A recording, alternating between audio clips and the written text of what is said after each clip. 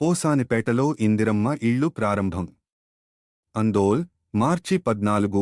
Andole town ప్రతినిధి B. Ramesh Babu. Andole నియోజకవర్గంలోని పోసానిపేట గ్రామంలో నిర్మాణం పూర్తయిన ఇందిరమ్మ ఇల్లు శుక్రవారం గ్రామ ప్రజల సమక్షంలో ప్రారంభించబడింది.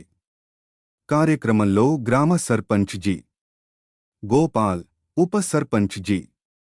రాములు, విలేజ్ సెక్రటరీ, వార్డు సభ్యులు, గ్రామ పెద్దలు, నాయకులు, కార్యకర్తలు పాల్గొన్నారు. ఈ సందర్భంలో ప్రభుత్వం చేపడుతున్న పథకాలను సమర్థవంతంగా అమలు చేస్తూ అర్హులైన లబ్ధిదారులకు ఇళ్లు అందించడం ఆనందంగా ఉందని వారికి పేర్కొన్నారు. జోగులాంబ పంచాయతీ కార్యదర్శి లంచం తీసుకుంటూ ఏసీబీకి చిక్కాడు. సంగారెడ్డి, మార్చి 14. సంగారెడ్డి నియోజకవర్గ ఇన్ఛార్జి కె. సంగమేశ్వర్ గద్వాల జిల్లా ఐజా మండలం ఎక్లాస్పూర్ గ్రామానికి చెందిన పంచాయతీ కార్యదర్శి బోయ రాజన్న లంచం తీసుకుంటూ అవినీతి నిరోధక శాఖ అధికారుల చేతికి పడ్డాడు.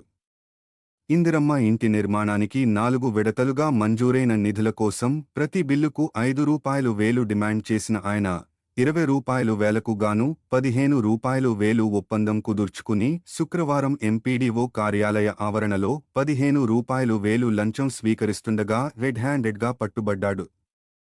కార్యదర్శి రాజన్నను అరెస్టు చేసి